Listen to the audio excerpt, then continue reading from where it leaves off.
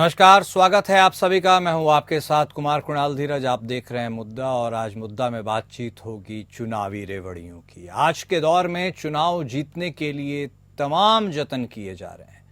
मुफ्त तोहफे इसमें सबसे लुभावने माने जाते हैं। तमाम दल मुफ्त की रेवड़ियां बांट रहे हैं, लेकिन यह तोहफा सरकारी खजाने पर बेहद भारी पड़ रहा है।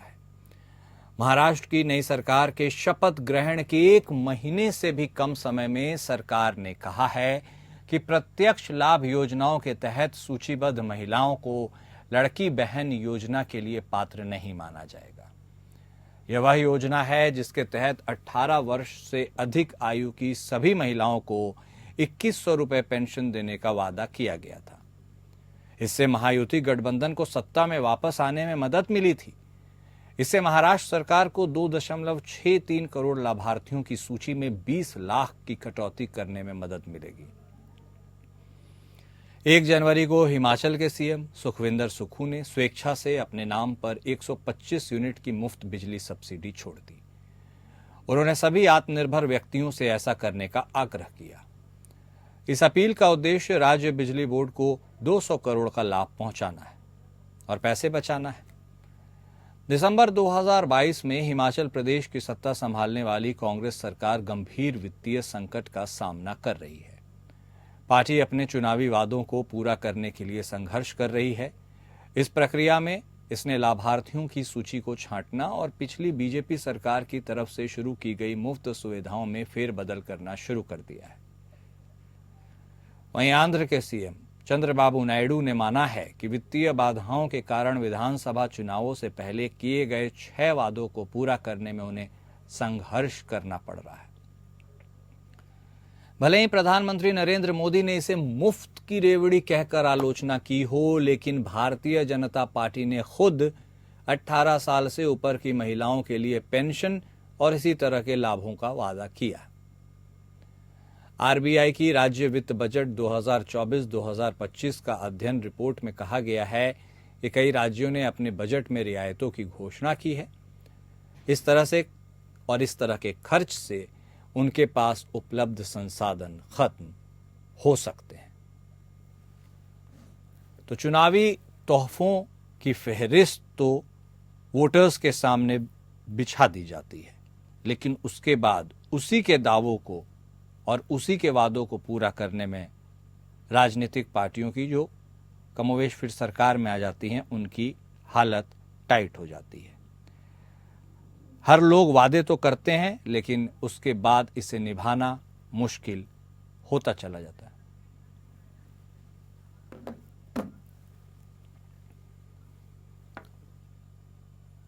और ये जो मुफ्त के चुनावी वादे हैं, लोक लुभावन वादे हैं, उनकी प्रासंगिकता आज के दौर में इतनी अहम हो गई है कि कोई भी पार्टी उसके बिना रह नहीं पाता। और इससे क्या कुछ फायदे या नुकसान हो पाते हैं, इस पर आज हम चर्चा करेंगे।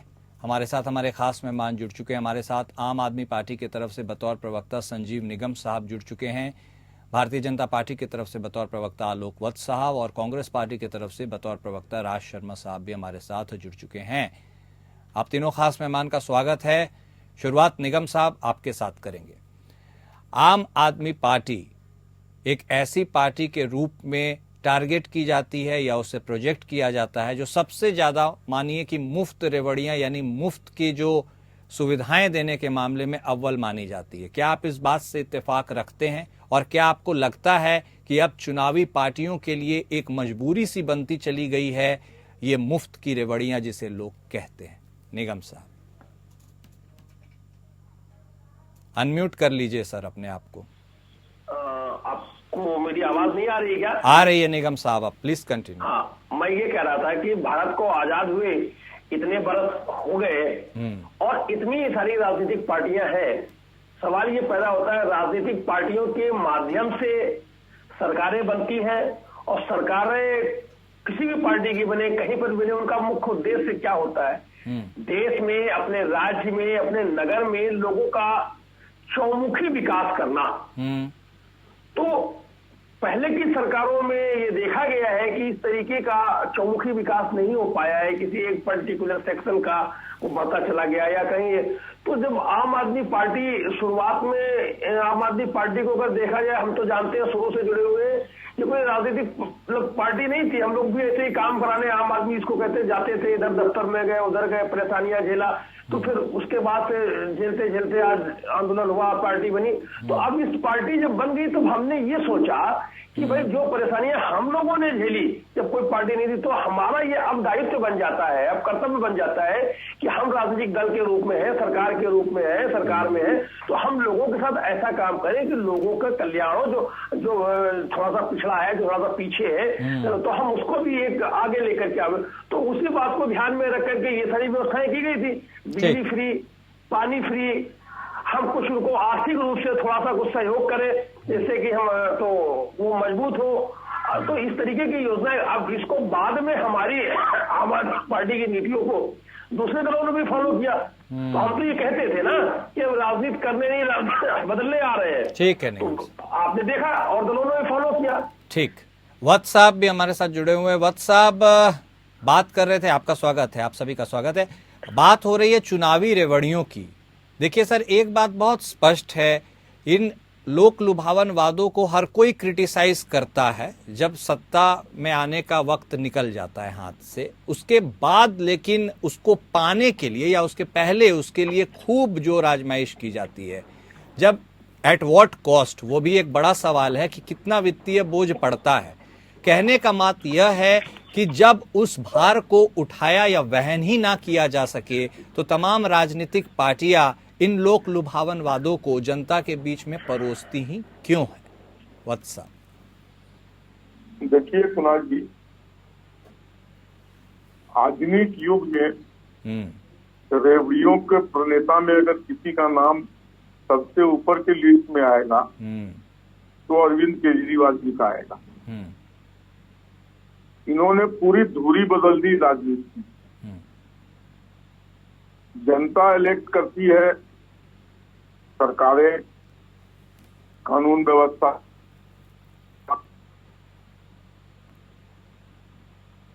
बिजली, स्वास्थ्य, लेकिन इन्होंने पूरी धुरी बदल दी। और धुरी बदलने के साथ इन्होंने नियति बना दी। अब शायद ही कोई पॉलिटिकल पार्टी है जो इस तरीके की बातें ना कर रहा हो। अगर केजरीवाल जी 2100 दे रहे हैं तो हम 2500 देंगे। प्रतिस्पर्धा हो गई है और लोग इसमें मजे ले रहे हैं। वोट का मापदंड हो गया है कि कौन कितना दे रहा है, इसलिए उसको वोट करते हैं। और बहुत से लोग इस तरीके के चुनावी रेवड़ियां बांटते हैं, इलेक्शन जीत भी जाते हैं और बाद में उसको पूरा भी नहीं कर पाते हैं क्योंकि उनकी स्टेट इकोनॉमी परमिट नहीं करती है। पंजाब इसका ज्वलंत उदाहरण है। 1000 रुपये प्रति महिला देने का वादा था। हाँ, अभी तक किसी को पहली खेप भी नहीं मिली है। दूसरा ज्वलंत उदाहरण दिल्ली है। मार्च में इन्होंने 1000 रुपए का वादा किया था, अभी तक किसी को कुछ नहीं मिला है। अब वो 1000-2100 पर चला गया है। वो भी जब हम चुनाव जीत जाएंगे तब। ठीक है, सारी पॉलिटिकल पार्टियां। ठीक है वत्स साहब, आपने कुछ रेवड़ी बात, ठीक है, नहीं ठीक है, आपने बात कही वो ठीक है। आप भले आम आदमी पार्टी को इस लिस्ट में अव्वल रखते हैं, लेकिन आप ये मानते हैं ना कि इस लिस्ट में तमाम पार्टीज अब शामिल हो चुकी हैं। मैंने कहा नहीं, नियति बन गई है। नियति बन गई है, become the order of the day. Okay, तो बीजेपी भी इस लिस्ट में शामिल है और कहीं ना कहीं लाडकी बहन, बहुत महत्वाकांक्षी योजना महाराष्ट्र की, और उस बूते आप एक मैसिव मेजोरिटी से जीत के आए। अब उस पर भी कैंची चल रही है, उस पर भी कटौती करने की बात हो गई है कि भाई अब सूची से 20 लाख लोगों का नाम काटो। तो आप भी उसमें पीछे नहीं है वत्स साहब। पंजाब और दिल्ली की बात छोड़ दीजिए। कुणाल जी, हाँ, ये जो राशन वाला स्कीम है, हाँ, सेंट्रल गवर्नमेंट का, हाँ, इसमें इतनी अनियमितताएं हैं जिसका आप अंदाजा नहीं लगा सकते। मैं बिहार के छोटे से गांव को बिलोंग करता हूँ।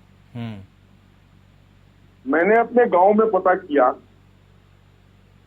तो लोगों ने गांव के बताया कि जिन लोगों के पास 4 व्हीलर है, जिन लोगों के घर में 2-2, 3-3 मोटरसाइकिल है, पक्का का मकान है, वो लोग भी इसका लाभ ले रहे हैं। तो जब कटौती होगी तो उन लोगों को चिन्हित किया जाएगा जो इसके पात्र नहीं थे। नहीं, ठीक है, वो समझ गया मैं आपकी बात। वो तो राशन को लेकर है, लेकिन ये लाडकी बहन में महिलाओं को भी अब चिन्हित किया जा रहा है। लाडली बहन में भी हाँ, एक पर्टिकुलर अमाउंट फिक्स था कि इतने से कम जिसकी आमदनी होगी। ठीक ठीक, तो उसमें भी अनियमितताएं हैं। ठीक है, अनियमितता उसको भी चिन्हित किया जा रहा है। ठीक है बस साहब। राज शर्मा साहब भी जुड़े हुए हैं वेटिंग में बहुत देर से। शर्मा साहब देखिए, अब एक जो नए बयार बही है, इसमें मुफ्त की योजनाओं का जिसे नाम दिया जाता है, रेवड़िया कहा जाता है, कहीं ना कहीं ये एक जायका जो है ना, सरकार में जो पार्टी विराजती है उसका जायका कड़वा कर देती है। क्योंकि बातें बना देने, कह देने में तो कुछ नहीं जाता, लेकिन पूरा करने में बहुत बोझ उठाना पड़ता है। आपको लगता है अब this is the new normal for all political parties की? अब इसी के सिद्धांत को मान करके लकीर अब आगे बढ़ते चले जाना है, इसका कहीं कुछ अंत लगता है क्या आपको, शर्मा साहब? कुणाल भाई, मुझे तो अभी आपकी मैं सुन रहा था, वत्स आपकी बातें सुन रहा था, ऐसा लग रहा था जैसे मैं बीजेपी की रैली में इन्होंने मुझे 4 पूड़ी और हलवा लेके बुलाया हुआ है। ये क्या नारा दे रहे थे? मैं कह रहा था आज की तारीख में सरकार में विराजमान भारतीय जनता पार्टी है, ये क्यों नहीं ऐसा कानून लाती कि जिसमें कि गलत आदमी को ना दिया जाए, और फिर जो भी एक देश की आर्थिक स्थिति को बिगाड़ता हो उसके लिए कानून बना दो। मगर ये लोग बनाएंगे नहीं, क्योंकि इनका चाल चरित्र कुछ और है, कहते कुछ हैं, करते कुछ हैं। आप ये बता दीजिए, जो ये राइट टू फूड का कानून लाए थे, हम लाए थे, और हम इसलिए लाए थे कानून कि जो वास्तव में गरीब है, जिसके पास कोई साधन नहीं है, संसाधन नहीं है, लंगड़े लूले हैं, गरीब ऐसे गरीब हैं जो कुछ कर नहीं सकते, उनको राशन दिया जाए। मगर अभी हम सुन रहे थे, वत्स साहब ऐसा लेक्चर दे रहे थे कि समझ ही नहीं आ रहा था। आप ये बताइए ना, इन्होंने कहा कि लोगों को उनको भी मिल रहा है। अरे भाई, 11 साल आपकी केंद्र में सरकार हो गई, अब क्या चाहिए तुम्हें? आपको ये चिन्हित कर चुके होते, लेकिन ये लोग करेंगे नहीं, क्योंकि देखिए ये इनके दांत दिखाने के कुछ है, खाने के कुछ और हैं। और अब मैं आम आदमी पार्टी का, शायद इनसे पहले आम आदमी पार्टी के प्रवक्ता बोल रहे थे। हाँ।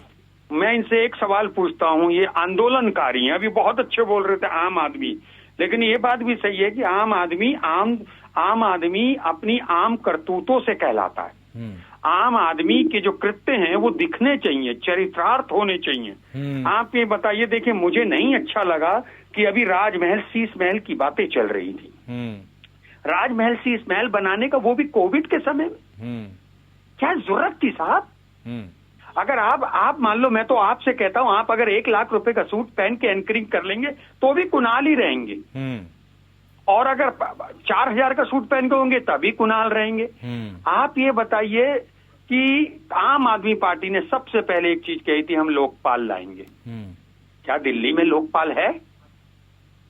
और मैं एक बात कह रहा हूं भाई, एक गलत है भारतीय जनता पार्टी। अच्छा, भारतीय जनता चाहती है कि कहीं ना कहीं आम आदमी पार्टी थोड़ी बनी रहे, क्योंकि जो सही रियल बात है, मैं दावे के संग कह रहा हूं कि भारतीय जनता पार्टी की किसी भी प्रदेश में इतनी मजाकर नहीं जो दू पे दू कांग्रेस पार्टी को हरा सके। अगर कांग्रेस पार्टी को नुकसान पहुंच रहा है तो इन रीजनल पार्टियों से पहुंच रहा है, इसमें मुझे कहने में कोई गुरेज नहीं है। ठीक है, आप ये बता दीजिए, केजरीवाल साहब को जमानत नहीं मिल रही थी, फिर हरियाणा के चुनाव में जमानत मिल गई। अच्छा, वो कुछ कह दें तो ये लोग, जो भारतीय जनता पार्टी है, ये सही मायने में वोटों से नहीं जीतती, अपनी रणनीति बना लेती है, किसको वोट कटवा देने हैं, किसके 2000 कटवा देने हैं। ठीक है, तो इस तरह से देश का नुकसान हो रहा। और मैं एक बात कहना चाहता हूँ, बोलिए। आप सत्ता में रह लो, मगर देश को ऐसा बर्बाद मत करो कि देश 1947 की तरफ जाने लगे। ठीक है, आजा भारतीय वत्स जी से मैं पूछूंगा, 1 सेकंड बाद मैं वत्स जी से पूछूंगा कोई बात, तो ये नेहरू जी की गलती बता देंगे। मैं कह रहा हूँ 2014 से आप अपनी पढ़ाई कर रहे हैं, आपका रिजल्ट आपकी कॉपी जांची जाएगी। आप बताओ आपने अच्छे काम क्या करे। और वत्स साहब को आपके चैनल पे मैं चैलेंज करता हूँ, मुझे केंद्र सरकार के 5 काम ऐसे बता दो जो लेमैन समझता हो अच्छे हैं। ये जीडीपी, विश्व गुरु, ये सब बातें छोड़ दो, ये बातें हैं अडानी के लिए। ये बातें हैं अंबानी के लिए। मेरे जैसे साधारण आदमी को समझना है कि मेरे देश में मुझे लहसुन क्या भाव मिल रहा, सरसों का तेल क्या भाव मिल रहा, हरड़ की दाल क्या भाव मिल रही, और मेरा रुपया कितना कमजोर और कितना तगड़ा हो। ठीक है शर्मा, इस बात का जवाब नहीं ठीक है, जवाब तो लेंगे, लेकिन उसके पहले निगम साहब अब आपसे एक बात देखिए, अब आप भी जब मुफ्त की रेवड़ियों वाली बात होती है तो अब जैसा सब कहते हैं, वत्स साहब भी कह रहे हैं आप उसमें अव्वल है, लेकिन सर आप वादे कर रहे हैं, वादों को पूरा कब करिएगा? आपने कहा था महिलाओं के खाते में भाई हम 1000 रुपया दिलवा देंगे, अक्टूबर से राशि चली जाएगी, वो अब अमाउंट बढ़कर 2100 रुपए हो गए, और वो भी अब तब जब आप चुनाव जीतेंगे। तो आप जब वादे करते हैं तो क्या उसकी टाइमलाइन को भी साथ में लाते हैं, या फिर वो भी एक्सटेंशन में चली ही जाती है जैसे अब होता चला जा रहा है? कुणाल जी, यहाँ पर दो बातें हैं, मैं दोनों बातों का आपका जवाब दूंगा। पहली बात तो अभी मैं सुन रहा था साहब, आलोक वत्स जी बोल रहे थे साहब, वो छटनी हो रही, स्कूटनी की जाएगी, उन लोगों को भी राशन मिल जाता है, उन लोगों को भी पैसे मिल जाते हैं। तो सवाल ये है, चुनाव तो आपने जीत लिया महाराष्ट्र का बांट करके, 3 किस्तें आपने इकट्ठे डाल दी वहां पर बहनों के उसमें चुनाव से पहले, और अब आप कह रहे हो ये होगा। तो सवाल ये है, अगर आपको ये, जब मैं कोई कहता है smoking is injurious for health, और वो खुद स्मोकिंग करता रहे सुबह शाम तक का, तो क्या ये ज्ञान नहीं, इसका कोई मतलब है क्या? आप अगर कोई ज्ञान दे रहे हो, कोई बात कह रहे हो, तो उसमें अमल करके दिखाओ।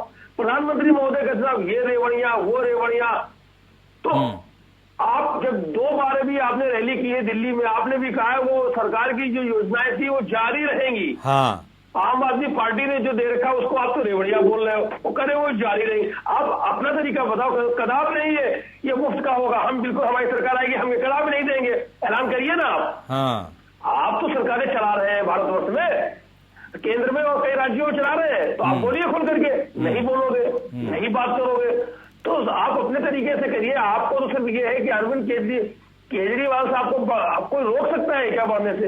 वो जनहित की जब बात करते हैं, लोगों के कल्याण की बात करते हैं, बुजुर्गों के लिए, महिलाओं के लिए, ऑटो वालों के लिए, पुजारियों के लिए, अलग अलग वर्ग के लोगों के लिए बात करते हैं शशि भाई, तो फिर लोग उनको सम्मान भी देते हैं, उनकी बात सुनते भी हैं, उनकी बात को तरजीह भी देते हैं, सरकार भी बनवा रहे हैं, और इस बार भी सरकार बनेगी।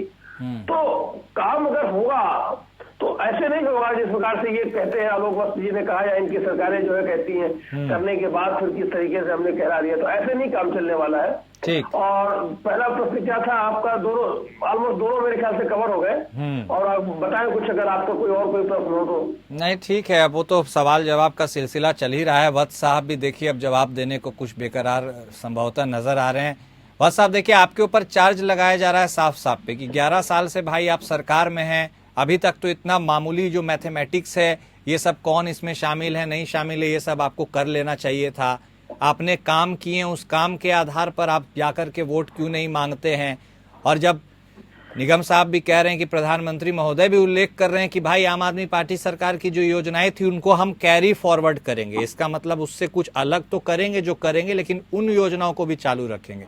ऐसे में आपको लगता नहीं है कि कुछ नई स्ट्रेटजी, नई प्लान संभवतः दिल्ली से इसकी शुरुआत करनी चाहिए थी बीजेपी? देखिए, हमारे मैनिफेस्टो में हमने वो सारी चीजें उद्धृत की है जो हम करने जा रहे हैं, और ऑलरेडी हमारी बहुत सी जन कल्याणकारी योजनाएं देश के लोगों को, खासकर गरीब वर्ग को विगत अनेक वर्षों से लाभान्वित कर रहा है। जो कुछ भी हम उनको दे रहे हैं, अरे देश में कांग्रेस सरकार की तरह 1 रुपया देकर 15 पैसे नहीं दे रहे हैं, पूरा का पूरा लाभ उनको मिल रहा है। भारतीय जनता पार्टी ने लोगों का विश्वास दोबारा चुनाव जीतने पर एक ही राज्य में ये दर्शाता है कि लोग हमारे कार्यों से खुश हैं, हमारी नीतियों पर उनको विश्वास है, हमारी कार्यकलाप, हमारी दक्षता पर उनको भरोसा है, तभी वो हमें रिपीट किए जा रहे हैं। ठीक है। कांग्रेस लगातार गिरावट की ओर है। अब तो इंडी गठबंधन में भी राहुल गांधी के बने रहने पर उनके सहयोगी दल कन्नी काट रहे हैं। अरे आपकी सरकार में गरीबी बढ़ी या घटी?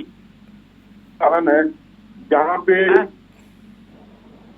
ठीक है ठीक है वत्स केजरीवाल जी के साथ गरीबी ठीक। बढ़ी या घटी? वत्स साहब, शर्मा साहब आपसे पूछ रहे हैं भाई कि बता दीजिए आपके समय में गरीबी एक मिनट, घटी है बढ़ी है? दिल्ली में हाँ ममता बनर्जी जी, समाजवादी पार्टी के अखिलेश यादव जी, उद्धव ठाकरे अरे जी, आप बस ये बस सारे रैली में उनके साथ हैं और जरा सबने बताओ, कांग्रेस आपके को टाइम छोड़ पे दिया। आपकी ठीक सरकार है। में गरीबी बढ़ी या घटी? ठीक है। इसलिए हाँ कांग्रेस का तो स्खलन है, उनके लीडरशिप पर प्रश्न चिन्ह लगा हुआ है। ठीक। लोगों को उनके ऊपर कतई विश्वास नहीं रह गया है। वत्स साहब, लेकिन एक सवाल प्रासंगिक है, रेलेवेंट है। जब आप बात बोलते हैं आर्थिक क्षमता की, तो अब यदि आप समझते हैं, आप मानते हैं इस बात को कि आपके कार्यकाल में, सरकार के कार्यकाल में लोगों की आर्थिक पकड़ जो है वो मजबूत हुई है, और यदि मजबूत हुई है तो फिर ये फ्री वाली लिस्ट में आप भी क्यों शामिल हो गए? देखिए, इसमें कोई शक नहीं है कि भारत प्रगति कर रहा है और लगातार निरंतर प्रगति कर रहा है। अरे भाई प्रगति कैसे कर रहा है ये तो बता दो। लेकिन जो कांग्रेस ने इसको खोखला किया था 60 वर्षों में, अरे भैया विभिन्न कामों के साथ। ठीक है, अच्छा, ये ठीक बता दो, ठीक है आप वत्स साहब, करने समझ के लिए- गए। ठीक है, अभी देखिए तो शर्मा टाइम साहब, लगेगा। साफ अभी तौर पर उसको ये जवाब आपने करने जो के लिए किया टाइम है उसी लगेगा। का हर्जाना भुगता जा रहा है। अब बताइए आप अपना अरे जवाब। उसको जरूरत करने के लिए कुछ टाइम लगेगा। ठीक है। देश प्रगति और पे है, देश मुझे के लोग ओके। इसके लिए तैयार ओके, ओके वत्स साहब, दोबारा ओके। तिवारा रिपीट करके सत्ता सौंपने का काम कर रहे हैं। ठीक है, 5 चीजें बता दो जिसपे देश की उन्नति हुई 2014 के बाद। शर्मा साहब बताओ आप। बताइए। वो ठीकरा आप ही के ऊपर फोड़ रहे हैं, बोल रहे हैं आपने जो गत करके दिया है उसी का नतीजा है। और कुणाल भाई एक जवाब दे दें, हरिद्वार में एक सरकारी मेडिकल स्टोर है, मेडिकल कॉलेज है। वहाँ बच्चों ने ये सोच के एडमिशन लिया था कि वो ये गिने जाएंगे कि सरकारी मेडिकल कॉलेज से हमने MBBS किया है। बताया जा रहा है कि वहाँ के बच्चे हड़तालों में आ गए हैं क्योंकि वो कॉलेज को, मेडिकल कॉलेज को ये प्राइवेटिज्म कर रहे हैं, किसी को बेच रहे हैं। आखिर इनको ऐसी क्या जरूरत पड़ी कि सरकारी मेडिकल कॉलेज जिसमें 800 करोड़ रुपया खर्च किया हो, उसको ये प्राइवेट क्यों कर रहे हैं? बस इसका जवाब दो वत्स साहब। मैं आपकी रैली में नहीं आया, रेलिवेंट सवाल के जवाब ले रहा हूँ आपसे, बताइए। ठीक है, एक बार फिर से रिपीट कीजिए, आपने क्या बोला है? मैं बोल रहा हूँ हरिद्वार में, उत्तराखंड में आपकी सरकार है, वहाँ 800 करोड़ रुपए खर्च करके मेडिकल कॉलेज बनाया था। वहाँ बच्चों ने एडमिशन लिया कि सरकारी, उनके नंबर थे इसलिए सरकारी मेडिकल कॉलेज में एडमिशन हो गया। लेकिन अब आप उसे प्राइवेट कर रहे हैं, उसे बेचने का रच रहे हैं बेचने को। तो आखिर ऐसा क्यों कर रहे हैं? देखिए, अगर कोई प्राइवेटाइजेशन में जा रहा है तो उसके अच्छे के लिए जा रहा है, ठीक। और बच्चों को शिक्षा भी अच्छी मिलेगी। यानी कि वहाँ पर एक आर्थिक मिनट कमजोरी के कारण उसको प्राइवेट में दिया जा रहा यानी है। कि आपकी सरकार में वो कॉलेज अगर आपकी सरकार चलाएगी तो सही तरीके से नहीं चला सकती, जैसा कि आप कह रहे हो हैं। सकता है उनको आर्थिक तंगी हो, वो उतना इन्वेस्टमेंट करने के पोजीशन में नहीं हो। ये तो आप एक पर्टिकुलर एग्जाम्पल दे रहे हैं। हमने तो देश की विभिन्न सफेद हाथियों को टॉपिक डिविएट हो जाएगा। ठीक है, आपसी वाद विवाद से कुछ निकलेगा नहीं। एक का सूट पहनने का, ठीक है, ठीक है।